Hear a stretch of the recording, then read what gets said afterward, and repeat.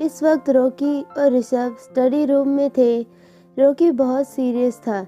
ऋषभ उसे आज की पूरी बात बता दिया, जिसे सुनकर रॉकी अपनी मुट्ठी कसते हुए बोला, नेहा का ध्यान रखना, रियांश की नज़र में वो ना आए। ऋषभ भी रॉकी की पूरी बात सुनकर हाँ में अपना सिर हिला दिया। अब रॉकी और ऋषभ बाहर आए, देखे तो हॉल में रुचिका के गले से लगी नेहा कुछ कह रही थी। नेहा रो रही थी, रुचिका उसे समझा रही थी। रॉकी और ऋषभ दोनों को इस तरह से देखकर भावुक हो गए। रॉकी नेहा को अपने पास बुलाकर बोला, छुटकी। नेहा तुरंत रॉकी के पास आकर गले से लग गई और रोते हुए बोली, भाई वो रियांश मुझे फिर से। रॉकी उसको शांत करके बोला, नहीं, शांत हो जाओ बाबू, तुमको कुछ नहीं होगा, तुम्हारा भाई है ना। नेहा धीरे धीरे शांत हो गई। रॉकी रुचिका को कुछ इशारा करके रूम में आने को कहा। नेहा अपने रूम में चली गई आराम करने।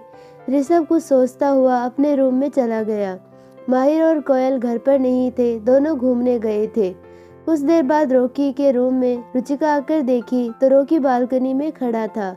रुचिका उसके पास जाकर पीछे से उसके गले से लग गई। रॉकी उसकी इस तरह से हरकत देखकर मुस्कुरा दिया। रुचिका को सामने करके प्यार से बोला, रुचिका तुम उदास क्यों हो गई जब डॉक्टर ने कहा तुम प्रेग्नेंट हो, और जब मैंने कहा कि मैं डैड बनने वाला हूँ तुम उदास क्यों हो गई?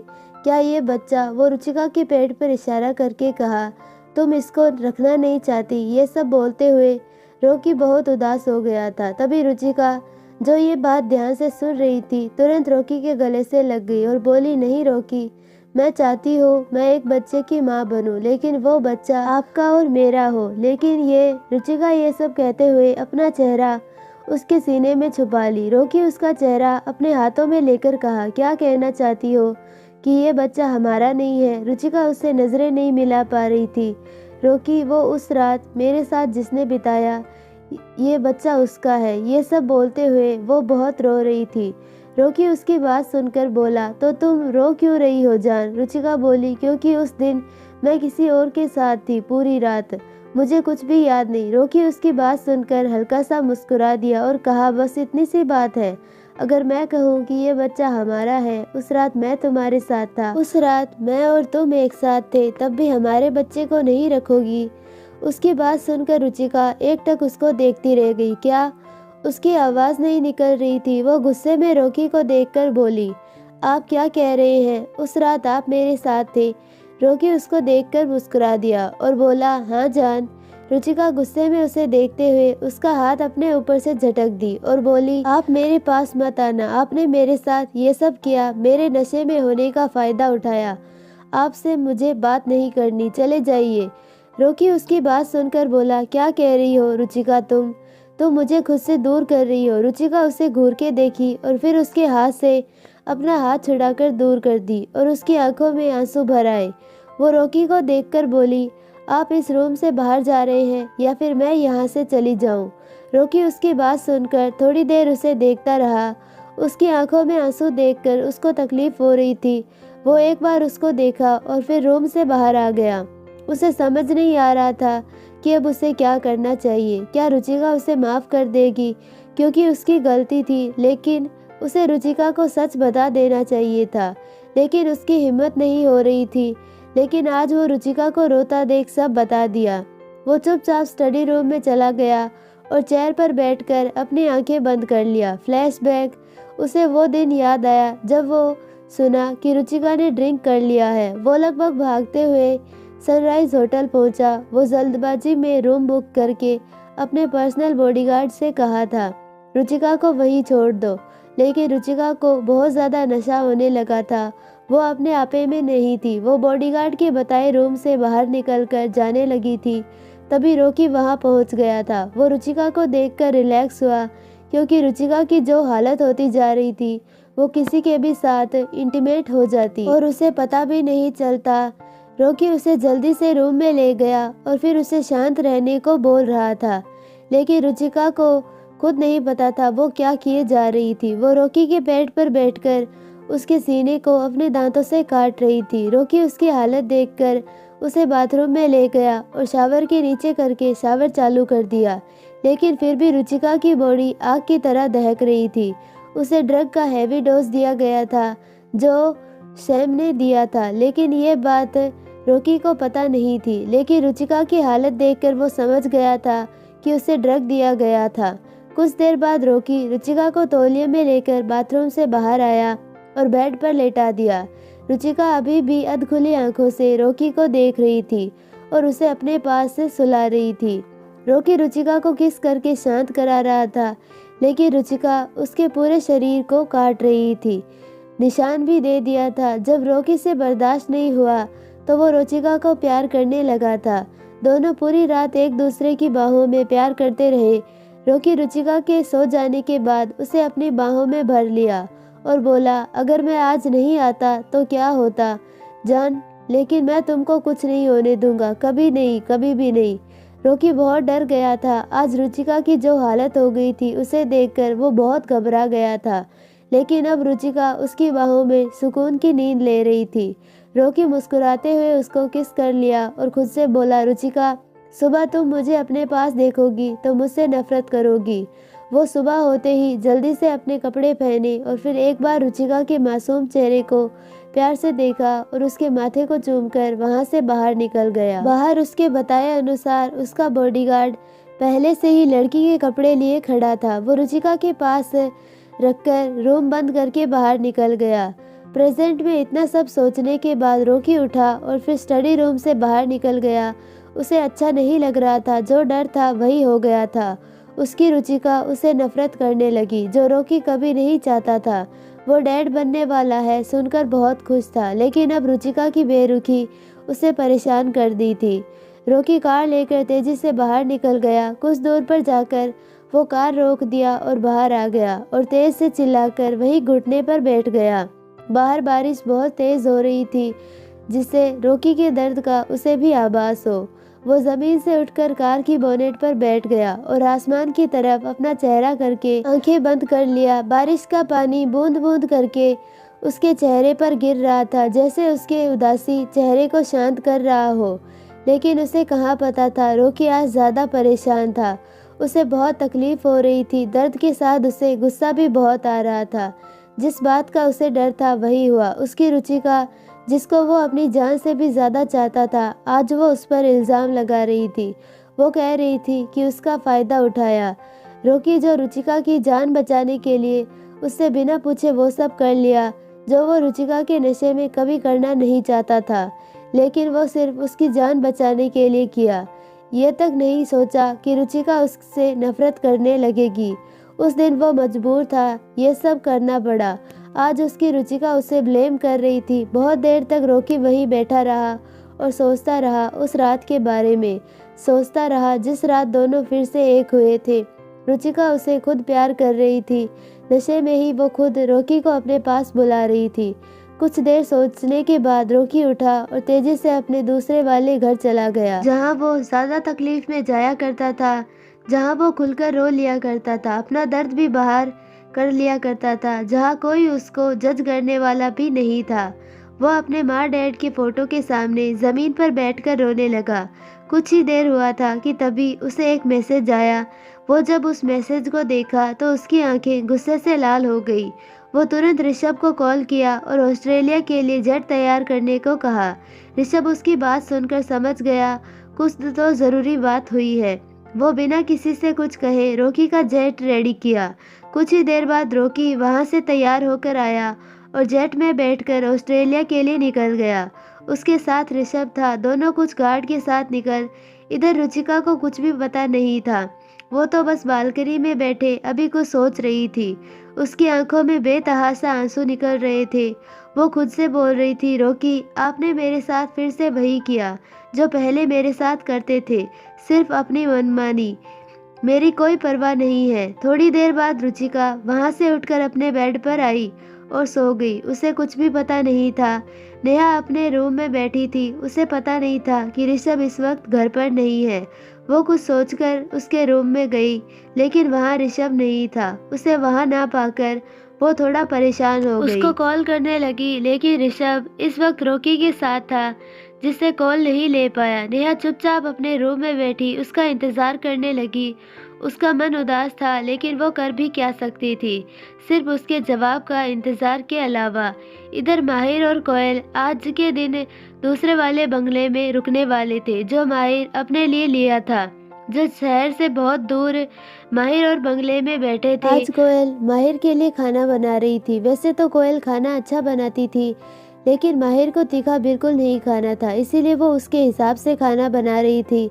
माहिर जो नहाने के बाद तौले में ही सीधा किचन में गया। कोयल अपने कामों में लगी थी। माहिर उसे पीछे से हग कर लिया। उसके अचानक से गले लगने से कोयल डर गई और उसकी चीख निकल गई। तभी माहिर और उसे परेशान करने लगा। कोयल उसके इस तरह से परेशान करने से पहचान गई और तेजी से उसे धक्का देकर किचन से बाहर आ गई। माहिर को थोड़ा अजीब लगा, वो तुरंत उसके पीछे ही आया।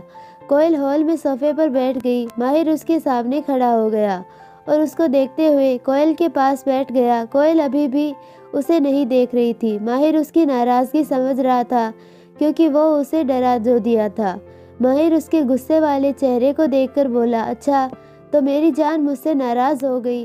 वो अब कोयल को देखते हुए उसे अपनी गोद में उठा लिया। कोयल उसे घूर के देखी, तब तक माहिर उसे लेकर रूम में आ गया, बेड पर लेटाकर उसके ऊपर आ गया। वैसे ये सब कोयल को बहुत अच्छा लग रहा था, लेकिन वो बस ऊपर से उसे गुस्सा कर रही थी। माहिर उसके एक एक कपड़े निकाल कर किस करने लगा। कोयल उसे अब बिल्कुल भी नहीं रोक रही थी, क्योंकि वो खुद चाहती थी माहिर उसे प्यार करे, जब चाहे तब तक पूरे दिल से। लेकिन माहिर कामों में बिजी होने के कारण उसको टाइम नहीं दे पाता था। आज माहिर जो कर रहा था वो सब करने दे रही थी। कुछ ही देर में माहिर उसके पूरे कपड़े रिमूव करके उसके ऊपर आ गया। कोयल भी माहिर के किस में उसका साथ देने लगी। कुछ ही देर में दोनों एक दूसरे को किस करते हुए प्यार करने लगे। कोयल माहिर से पहले नाराज़ रहती थी कि माहिर उसे प्यार नहीं करता, लेकिन अब माहिर ने जब उसे अपने बारे में सब बता दिया है, तब से कोयल माहिर की खुशी में खुश रहने लगी थी। कोयल अब उसके साथ हमेशा खुश रहती थी, क्योंकि माहिर अब उसके लिए टाइम निकालता था। इधर रोमा सियान के घर पर ही रहने लगी थी। कितनी बार घर जाने की कोशिश की, लेकिन सियान उसे अपने से दूर जाने नहीं दिया। रोमा भी अब उसके घर पर उसके साथ खुश रहने लगी थी। वैसे तो रोमा को सियान के साथ बहुत अच्छा लगता था, लेकिन वो अपने बच्चे की जिम्मेदारी उस पर नहीं डालना चाहती थी। ऐसे ही रोमा अपने रूम में बैठी थी। सियान अभी ऑफिस से नहीं आया था। रोमा अकेले बोर हो रही थी। वो अपने रूम से निकलकर सियान के रूम में गई। देखा तो सारा सामान बिखरा पड़ा था। रोमा उसके बेड पर बैठकर सारा सामान समेटने का सोची। वो उसके सारे कपड़े निकालकर अलमारी में समेटने लगी। पूरे कपड़े रखने के बाद उसे उसकी अलमारी में कुछ लिफाफा मिला। वो थोड़ा सोचकर फिर लिफाफा ओपन किया। उसमें जो देखी उसे शौक रह गई, क्योंकि उसमें सिर्फ रोमा की तस्वीर थी। रोमा को समझ नहीं आ रहा था वो कब उसकी फ़ोटो ली गई थी। उसमें बहुत सारे फ़ोटो ऑफिस के थे और केबिन में और कुछ कैंटीन के थे, जिससे रोमा हंस रही थी। रोमा सभी फ़ोटो लेकर बोली, इसका मतलब सियान मेरा पीछा कर रहा था, लेकिन क्यों? वो मुझ पे नज़र क्यों रख रहा था? रोमा खुद से ही सवाल कर रही थी, लेकिन उसे कुछ समझ नहीं आ रहा था। तभी वो एक फ़ोटो को लेकर देखी तो उसके नीचे लिखा था, आई लव यू रोमा। ये सब देखकर उसकी आंखें हैरानी से बड़ी हो गई। उसे समझ नहीं आ रहा था कब से ये चल रहा है। रोमा सियान के घर में थी। उसके रूम में सभी सामान सेट करने लगी। तभी उसे एक लिफाफा मिला जिसमें उसकी ढेर सारी तस्वीर थी। रोमा वो सब देखकर हैरान रह गई और फोटो के पीछे आई लव यू रोमा लिखा था। रोमा अभी भी उस फोटो को घूर के देख रही थी। उसे समझ नहीं आ रहा था कि सियान कब से उसे पसंद करने लगा था, कभी बताया भी नहीं। रोमा कुछ देर उसके रूम में ही बैठी रही। उसे कुछ याद आया। जब सियान उसके पास काम के बहाने ज़्यादा रहता था, तब रोमा को लगता था कि सियान बहुत खड़ूस है, बस उससे दिन भर काम करवाता रहता है। लेकिन उसे क्या पता था सियान उसे पसंद करने लगा था, इसीलिए उसको ज़्यादा काम देकर उसके आसपास रहा करता था। अब रोमा को समझ नहीं आ रहा था वो क्या करे। जब सियान उससे इतना प्यार करता था तो मुझे पहले क्यों नहीं बताया? काश कि वो मुझे इजहार करके रोक लिया होता तो मैं रियांस के पास नहीं जाती। उसके बच्चे की माँ नहीं बनती। ये सब कहते हुए उसकी आंखों से आंसू बह निकले। वो अपने पेट पर हाथ रखकर बोली, लेकिन मैं आपको कुछ नहीं होने दूंगी। आप मेरी जान हो। रोमा सियान का रूम ठीक करके, उसका सामान सब सही करके, वो लिफाफा भी अपनी जगह रख दी और चुपचाप उसके रूम से बाहर चली गई। रात हो गई थी लेकिन सियान का कुछ पता नहीं था। वो कुछ देर उसका इंतज़ार करके फिर कॉल करने लगी, लेकिन सियान का कॉल नहीं लग रहा था। अब रोमा ना चाहते हुए भी सियान के बारे में सोचने लगी थी। वो कैसे होगा, कहीं उससे कुछ हो तो नहीं गया, मुझे कैसे पता चलेगा वो कहाँ है। वो कुछ देर सोचती रही लेकिन उसे कुछ समझ नहीं आया। अब वो इंतज़ार के अलावा कुछ नहीं कर सकती थी। रोमा सियान के साथ उसके घर में रहते रहते वो भी उसे पसंद करने लगी थी। करे भी क्यों ना, जिस तरह से सियान उसकी केयर करता था आज तक वैसे कोई भी नहीं किया। रोमा सियान के बारे में सोचकर ही मुस्कुरा दे रही थी। इधर ऋषभ और रॉकी ऑस्ट्रेलिया पहुंच गए थे।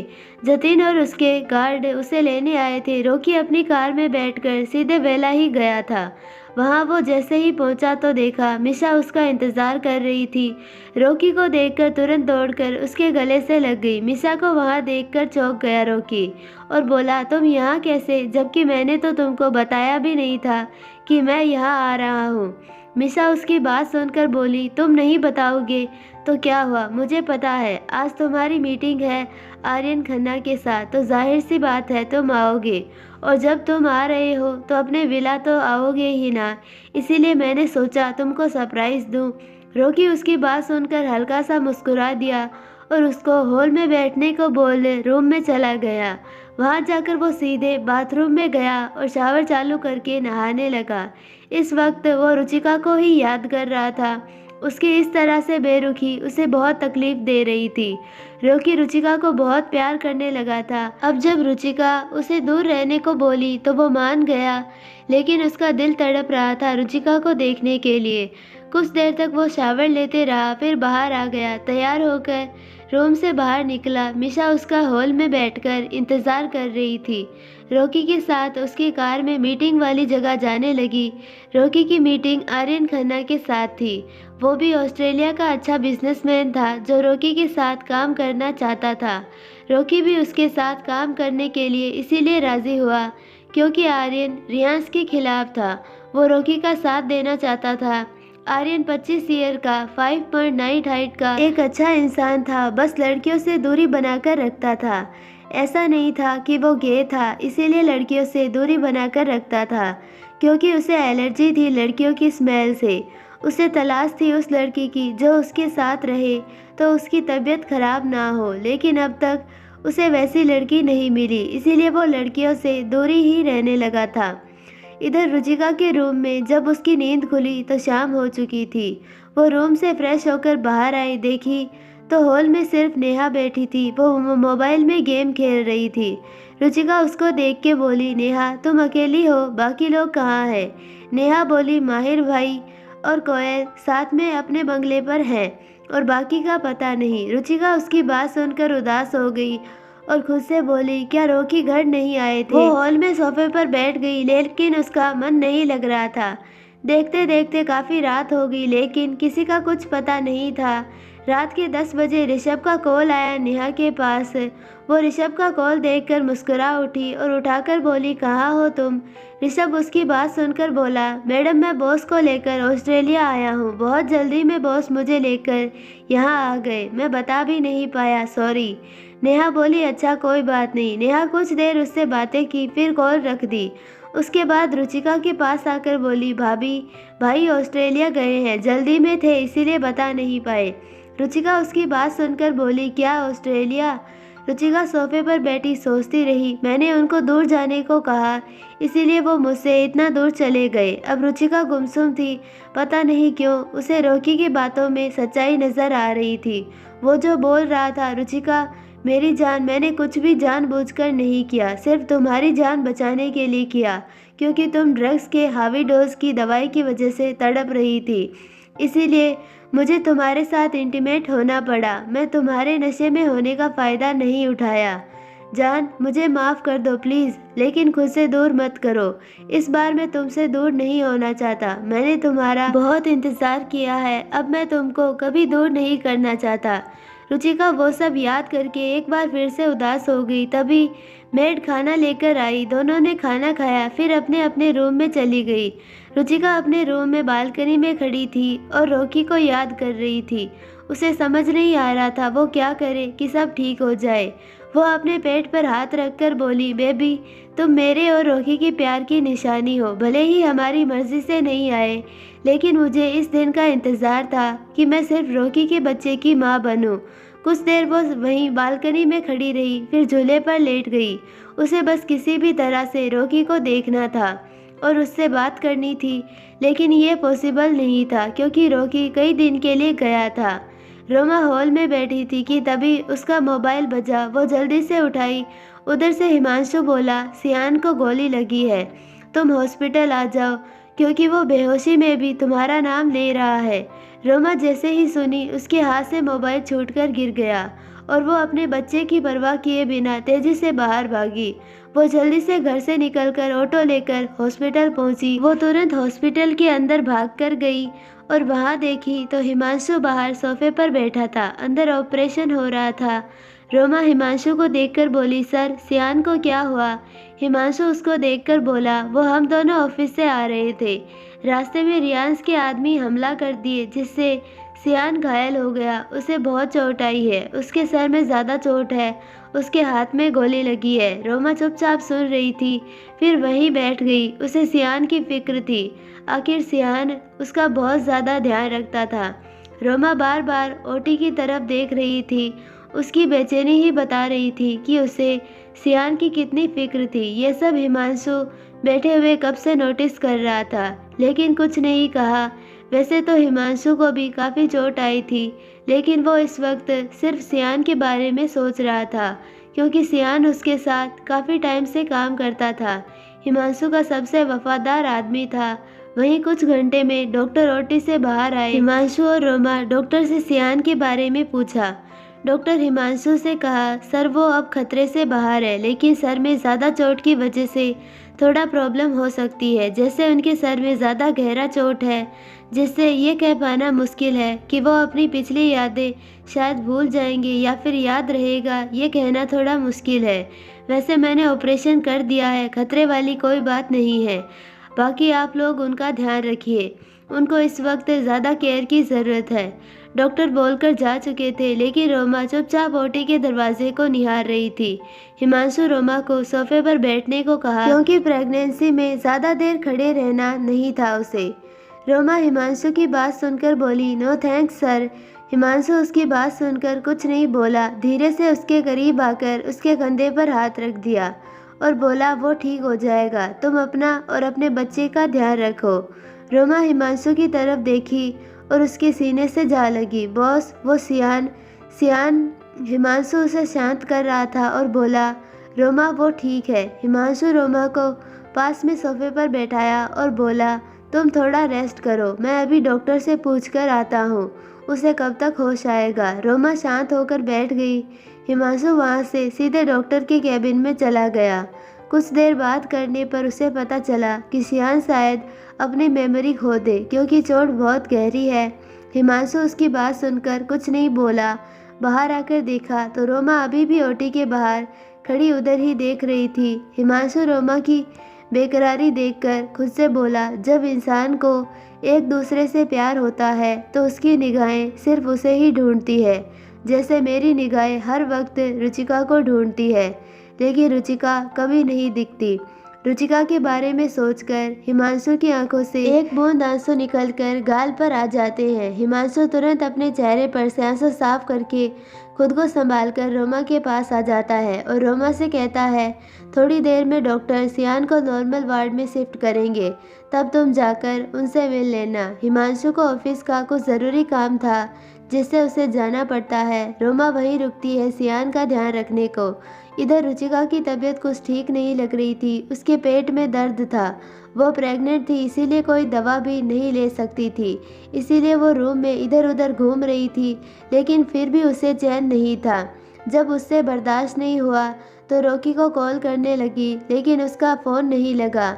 अब उसे बेचैनी होने लगी। उसने हिमांशु को कॉल कर दिया और हिमांशु कार का गेट खोल दिया, जिससे रुचिका को कार में बैठाया।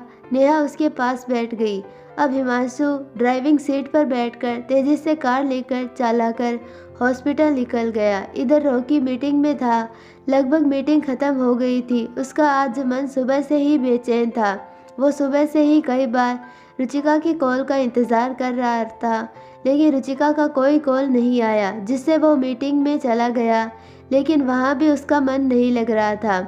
आर्यन कब से उसको देखकर उसे समझने की कोशिश कर रहा था, लेकिन वो समझ नहीं पा रहा था उसे क्या हुआ है।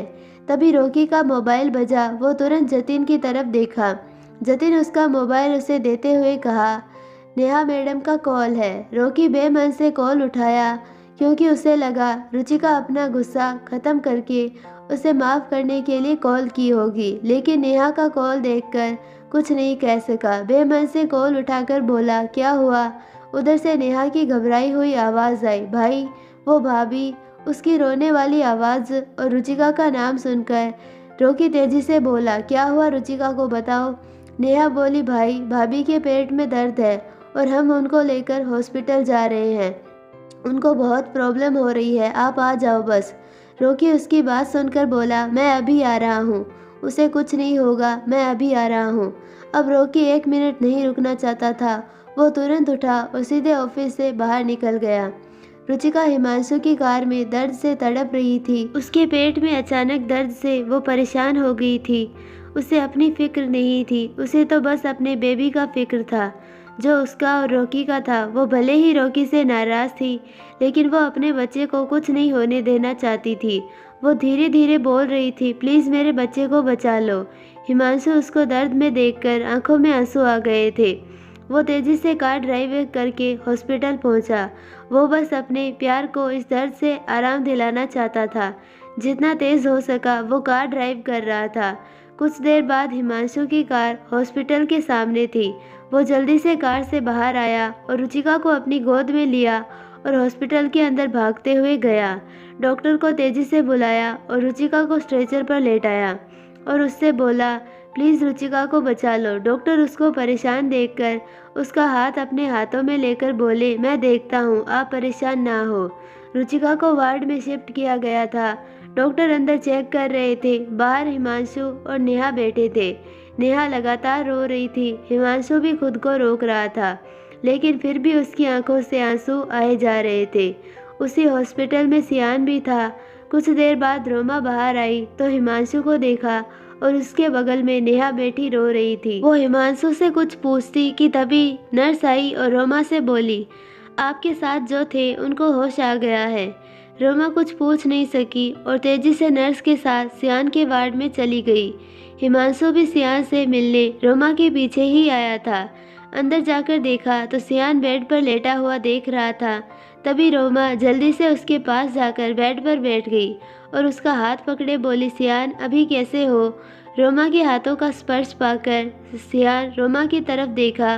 वो चुपचाप रोमा को कुछ देर तक देखा, जैसे स्कैन कर रहा हो। फिर अपने हाथों से उसके हाथों को छुड़ा दिया और नर्स को देखते हुए कहा, ये कौन है? रोमा उसके मुंह से खुद के लिए ये सुनकर शौक रह गई और एक टक सियान को देखने लगी। हिमांशु भी तभी वार्ड में आया और सियान की बात सुनकर बोला, सियान तुम ऐसे कैसे बोल रहे हो? सियान कुछ देर हिमांशु को घूरा, फिर बोला, आप कौन है? अब जैसे ही हिमांशु उसके मुंह से ये सुना वो समझ गया। तुरंत हिमांशु उसके पास गया और बोला, तुम्हारा नाम सियान है और मैं तुम्हारा बॉस और दोस्त हूँ। तुम मेरे साथ काम करते हो मेरी कंपनी में, मेरा असिस्टेंट बनकर। सियान कुछ देर सोचा, फिर बोला, लेकिन मुझे याद क्यों नहीं आ रहा? हिमांशु बोला, क्योंकि तुमको थोड़ा सा प्रॉब्लम की वजह से तुम सब कुछ भूल चुके हो। सियान कुछ देर इधर उधर देखा, फिर कहा, ये लड़की कौन है? हिमांशु रोमा को देखकर बोला, ये लड़की तुम्हारी वाइफ है। हिमांशु थोड़ा झिझकते हुए बोला। अब रोमा आंखें फाड़े हिमांशु को देख रही थी। सियान कुछ देर रोमा को देखा, फिर बोला, मुझे अपनी वाइफ से कुछ बात करनी है। सियान के कहने के अनुसार नर्स चली गई।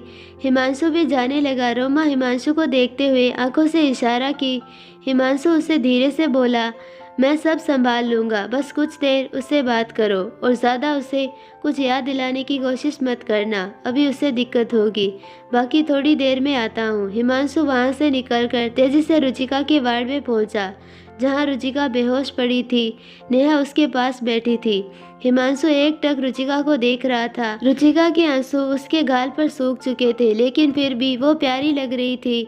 हिमांशु धीरे धीरे वहाँ से चलकर रुचिका के पास आ गया और उसके पास बैठ गया। तभी डॉक्टर उनके पास आए और बोले, देखिए, इनका बहुत ध्यान रखना होगा क्योंकि इनके बच्चे मरते मरते बचे हैं, क्योंकि इन्होंने कोई ऐसी चीज़ खाई है जिससे इनको एलर्जी है और इससे इनके पेट में ज़्यादा प्रॉब्लम हो गई। अगर टाइम से इनको नहीं लाया जाता तो इनके बच्चे को हम नहीं बचा सकते थे। ये सब सुनकर नेहा रुचिका का चेहरा देखने लगी और सोचने लगी, कल जब खाने की टेबल पर रुचिका मशरूम खाने से मना कर रही थी, तब नेहा ने उसको फोर्स करके खिलाया। क्या इनको मशरूम से एलर्जी हुई है? ये सब सोचकर नेहा को बहुत दर्द हुआ, जो उसके भाई के बच्चों को खोते खोते बचे थे। फिर उसे याद आया। वो डॉक्टर को देखते हुए बोली, क्या भाभी के ट्विंस बच्चे हैं? डॉक्टर ने हाँ कहा और बोला, इनका बहुत ज़्यादा केयर करना। अब नेहा चुपचाप रुचिका के चेहरे को देख रही थी। रुचिका अभी आंख बंद करके सोई थी। डॉक्टर ने कहा था कि अब वो खतरे से बाहर है, उसके बेबी ठीक है, बस अगर ज़्यादा देर हो जाती तो वो बच्चों को नहीं बचा पाते।